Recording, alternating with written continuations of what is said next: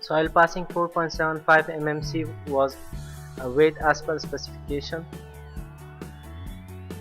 To that 8% cement by weight was added.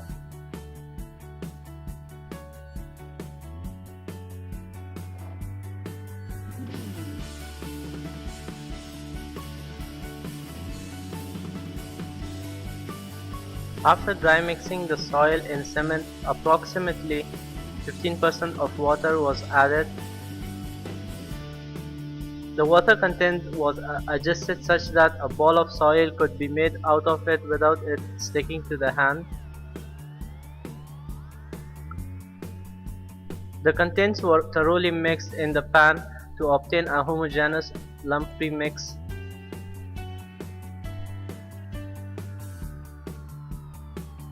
The mold and base plate were greased before filling the mix.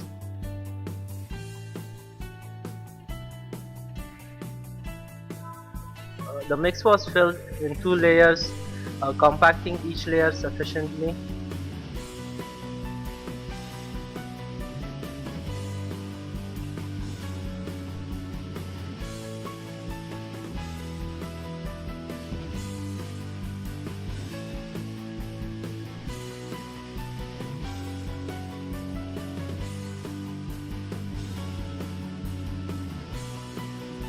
The surface was scratched after the first layer to ensure good bonding between layers.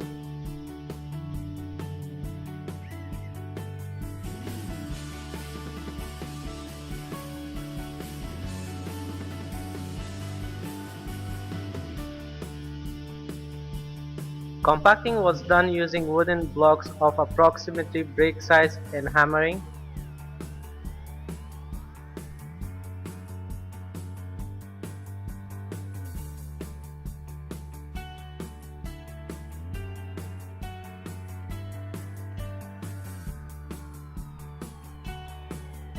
The blocks were demolded by pushing them down with a wooden block.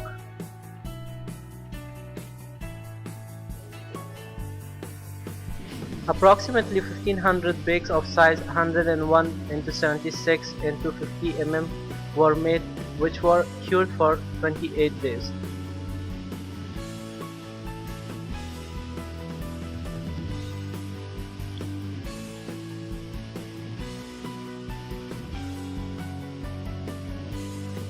Square window frames of size 25 cm and door frames of size 50 cm by 25 cm were made by cutting timber using a cutting saw and fastening them using nail and hammer.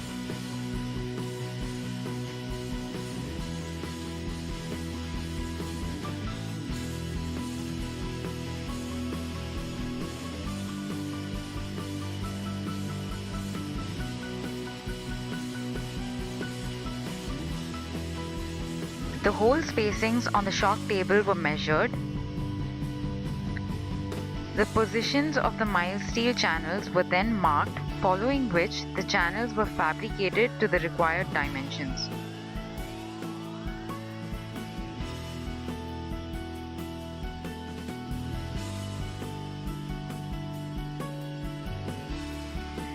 They were then bolted to the shock table.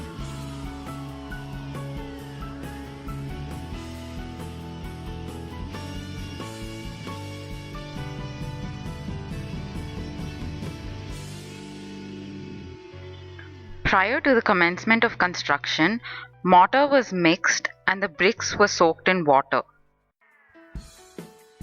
Mortar is filled in the channels over which bricks are placed.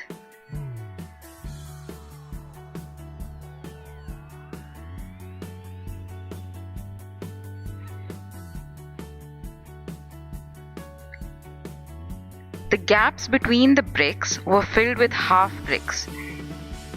With careful arrangement of the bricks, vertical joints were avoided.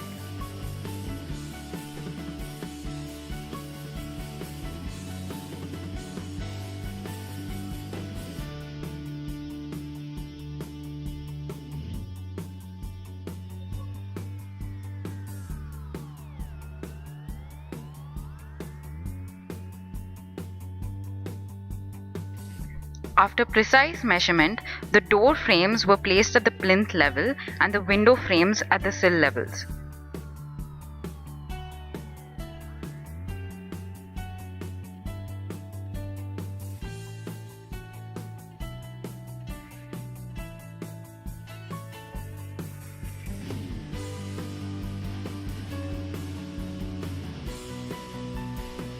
The plumb bob and the level was used to maintain horizontal and vertical alignment during the construction.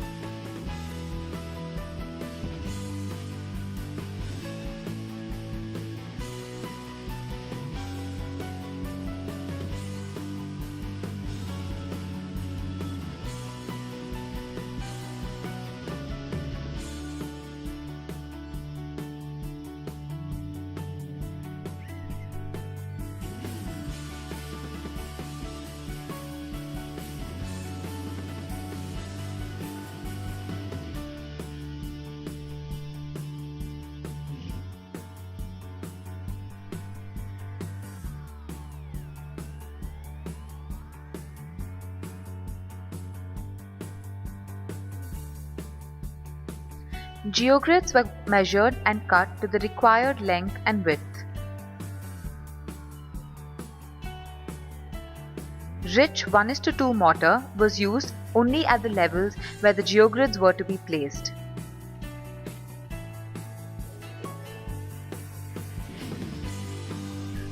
Binding wires were used to tie the strips of geogrids at the corners.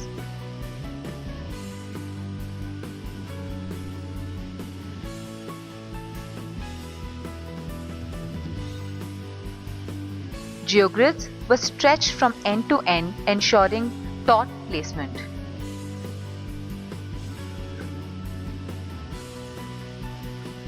Nails were used to hold the geogrids in place.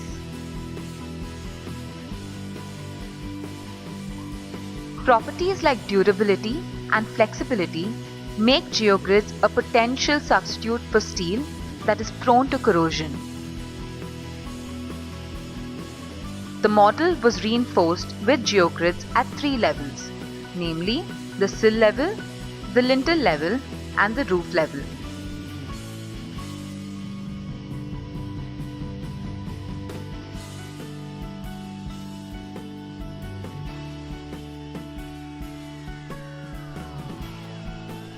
Finally, at the roof level, a thick band of cement mortar was placed. The models were whitewashed and the reinforced levels were highlighted.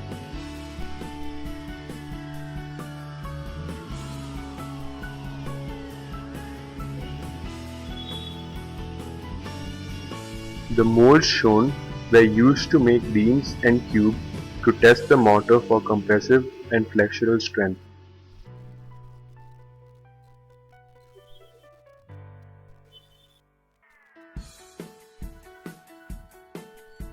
The beams were filled in 2 layers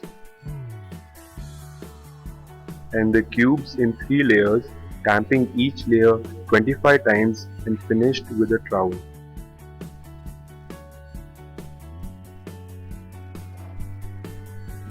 The cubes and beams were cured for 10 days before testing. Standard sized bricks of size 230 into 105 into 77 mm cube were also prepared and tested for compressive strength and water absorption after being cured for 28 days. The compressive test was conducted using the UTM. The scaled down bricks were also tested for compressive strength and water absorption using the CBR testing machine. The mortar cubes of both 1:2 and 1:3:8 mix were tested for compressive strength using the UTM.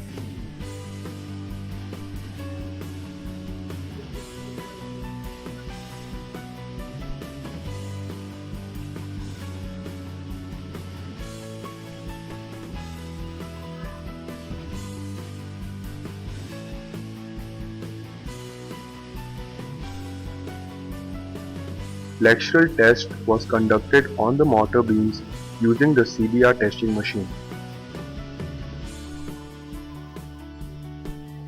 Accelerometers were mounted at various positions on the model. The models were then gently tapped by hand and the natural frequencies of both the models were obtained. Shock table test was conducted to compare the performance of the reinforced masonry with the unreinforced masonry. A hammer of 1450 kg was raised at various angles to give an impact at the base of the shock table to simulate ground movement during an earthquake. After each shock, crack patterns were observed and highlighted with a marker. After 3 impacts, it was seen that the reinforced masonry had formed a horizontal crack below the sill level, while the unreinforced masonry formed cracks at the sill level as well as at the base.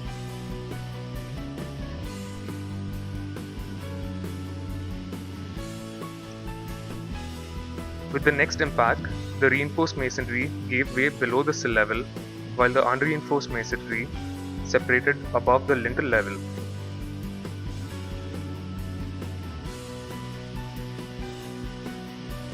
Many shear cracks were observed in the unreinforced masonry, while the reinforced masonry stayed free from the shear cracks.